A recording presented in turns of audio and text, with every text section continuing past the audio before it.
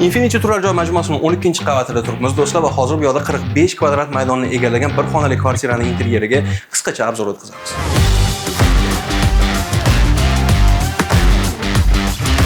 Interyer butunlay Contour Develop kompaniyasi tomonidan taqdim etilgan va ko'rib turganingizdek ish har doimgidek a'lo darajada bajarilgan. Umuman olganda interyer minimalistik klassik uslubida bajarilgan va bu yerda qo'llanilgan mebellar ham aynan shu stilni to'ldirib turadi. Birinchi o'rinda e'tibor berish kerak bo'lgan narsa bu xonadonning ranglari. Kvartira bir xonali bo'lgani uchun uni kengroq hajmda ko'rsatish maqsadida bu yerda yorqin ranglardan foydalanilgan. Chiroq elementlariga ham alohida e'tibor qaratish kerak, chunki bu yerda xilma-xil turdagi chiroq uskunalari foydalanilgan va ular ham interyerni to'ldirib turuvchi vazifani bajaradi. Bundan tashqari interyerda hududlardan ham unumli foydalanilgan va har bir burchakka qandaydir shkaf, polka va shunga o'xshash elementlar berkitilgan. Bu esa o'z navbatida qo'shimcha qulayliklarni yaratib beradi.